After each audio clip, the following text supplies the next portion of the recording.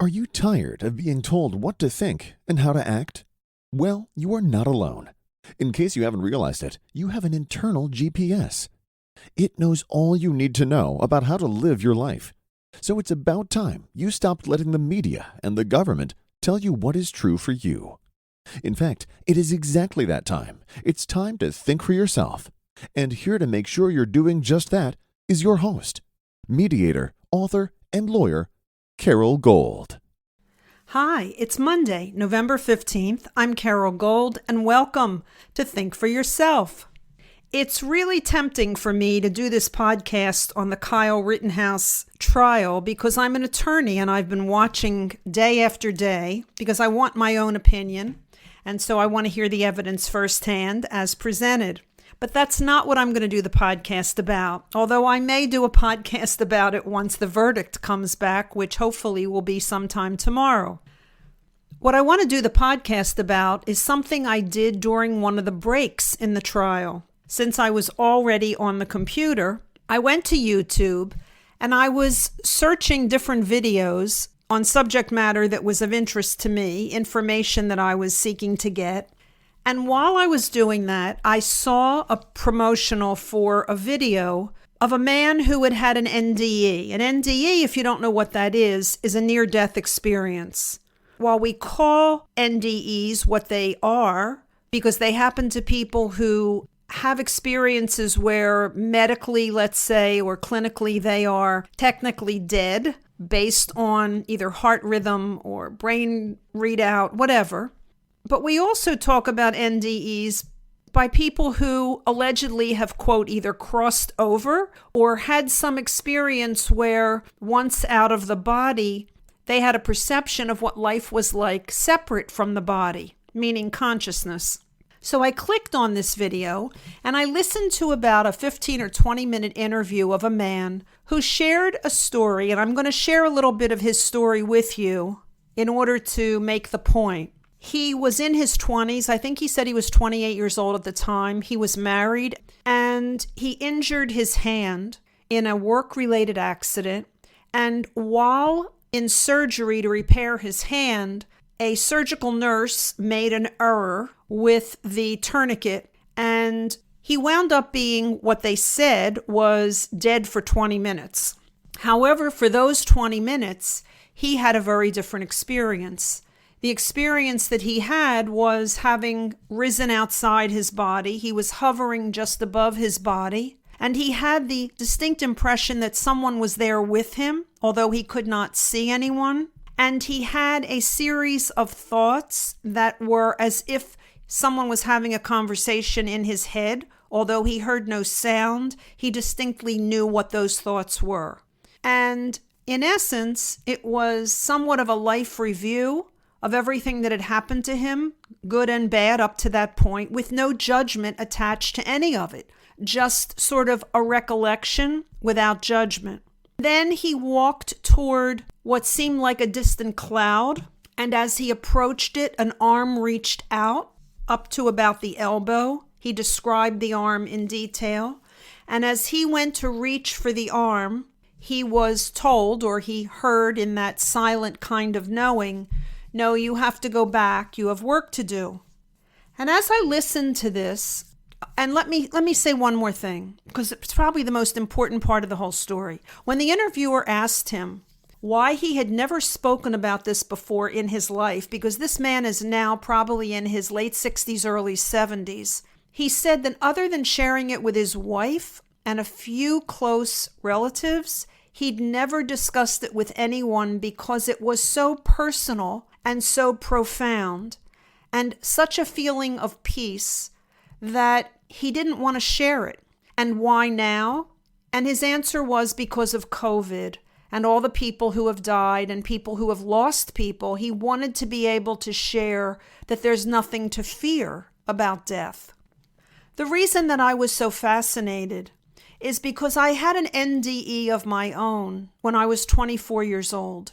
And I've talked about it briefly on prior podcasts, but I want to share it fully here now because I think that listening to him brought to mind for me and clarified for me something very important about how I've dealt with that experience as a result throughout my life ever since it happened. My case was a little different. I didn't have an injury. I caused an injury. When I was 24 years old, I tried to commit suicide. And I did it through an overdose of prescribed medications that I had been given by the family physician. In the emergency room, I was up in the corner of the room, the same way that man had hovered above his own body. And I was looking down at the body laying on the table in the ER as if it was not me. And I had a similar feeling that he did, which was that I was observing what was going on, but I was detached from it. And I remember thinking that I wondered why they had all those tubes in her. And why were they doing all of that to the body? Why didn't they just let her go? Now, unlike the man that I listened to yesterday, I didn't have a life review, and I never left where I was up in that corner. But I do remember thinking that I was not alone, the same way he had the feeling he was not alone. I had a sense of a presence with me, although like him, I saw nothing or heard nothing. And whatever I did perceive, it was that silent kind of knowing that was all sort of mental communication, not verbal. And so as I had the thought, why don't they let her go? I suddenly heard, in that knowing sense, exactly what he heard. I heard, no, you have to go back. You have work to do. And in that instant that I had that knowing, it seemed as if something had punched me in the middle of my back. And in that instant, I was no longer looking down from the corner of the room at the body on the table. I was looking up at a doctor who was saying, Carole, can you hear me? The reason that I share this story, and I've been sharing that story for decades, ever since it happened, I have not withheld that story for a particular reason. And I wanted to distinguish it from the explanation that the gentleman gave yesterday on the YouTube video that I watched. For decades, I have written about my experience. I have spoken about my experience. When I lived in New Jersey, I went into high schools every year and spoke to the graduating class about bullying, suicide, depression. And the reason that I've done that, and the reason that I have never had shame in that story, other than probably the anguish I caused my family who got the word that I was in the ER and probably either mostly dead or dead, other than that shame, and that's really more about guilt or insensitivity than anything else, I've shared it because I believe a couple of things are true. One is that everything that happens to us is an opportunity to be of service to someone else. And that the things that we go through that are the hardest, that are the most challenging, that are the most adverse, are the things where the greatest lessons reside and therefore the greatest opportunity to help. Depression and attempted suicide are still probably two of the last taboos in our culture. People still don't acknowledge it, although I have lost track of the numbers on how many people are medicated in this country by their physicians for anxiety and depression. The suicide rates among veterans and non-veterans as a result of Afghanistan, the Iraq War, and COVID are through the roof. And by the way, and schooling, because children were out of school for a year, and you can't do that to young adults and to young people who need social interaction, who need schedules, who need a certain amount of routine and structure. You can't lock them away in their homes with a computer for a year and expect them to survive that without emotional scars. And so those rates of emergency room visits for young people for mostly psychological problems are through the roof. That's the very reason that I've always spoken about what happened to me and what I did to myself or tried to do. Because, again, let me just go back to what led to it. I was a very popular teenager. I was from a very affluent family. I had everything I wanted materially. I was in with the right crowd. I had the right friends. I went to social events. On the outside, everything looked great. But I was very unhappy inside. I didn't feel like I belonged or fit anywhere. In my family, in my social circle, in the world. I didn't relate well to anything around me. I always felt as if there was something about me that wasn't really fit to interact. But I had a great act. And so no one knew. No one knew how I felt. And what happened was, as the years went by between, say, age 14 or 13, maybe even probably younger, through my early 20s, that suppression, that act that hid what was really going on inside, built. And the pressure built to the point where the only release that seemed logical to me was to leave the planet. Because the day I realized I knew how to stop the pain by taking pills was the day I felt like I finally had an answer. Now, it's not a logical or a rational decision, but I wasn't in a rational or logical place. I was overwhelmed by pain, by emotional suffering. And you don't think rationally or logically when you're like that. That's a story I wanted to share. That's a story I wanted to talk about because I had survived it. Because when I did not die that day, I made a decision. It wasn't conscious, but it was definitely a decision that I either had to start living my life differently or I had to make another attempt and not fail the second time. I either had to kill myself or I had to begin to live differently. And the differently that I began to live was to try to live a life with more authenticity as to who I really was as opposed to who I thought I should be. The daughter I thought I should be. The student I thought I should be. The friend I thought I should be. Less should be's and more who I really was. It wasn't an instantaneous change. But I worked at it. I worked at it for decades. And through all those decades, as I prospered, as I excelled at what I did, I went to law school after that. I became a practicing attorney after that. I got married after that. I had a child after that. We adopted a child. I continued to share that story because I wanted others to know what I came to believe and know, which is that people who try to die don't really want to die. They've just misplaced hope. And when you misplace hope, you think nothing will change. And when you think nothing will change, why in the world would you continue to suffer?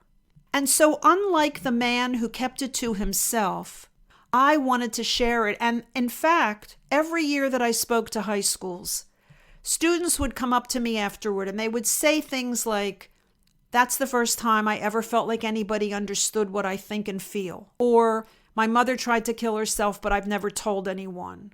Or, "I'm depressed all the time, but I don't tell anybody." And those were priceless moments for me because what was happening was I was giving those children something to hold on to. I was giving them hope that there was laughter and joy and love and prosperity and authenticity beyond their depression, beyond their struggle, beyond their suffering. And I believe that's why we're all here. If we were all meant to keep everything to ourselves, God would have given us each our own planet. But we were put here together. We were put here together to help one another, not to destroy one another. And I think one of the greatest tragedies of social media is that it has created a false narrative for so many people because they only post the good things. And then other people who are suffering only see these happy lives where everybody's smiling and their friends are all doing well. And it only makes individuals who are experiencing life as it's meant to be experienced with its ups and its downs, it only makes them feel more isolated and more alone.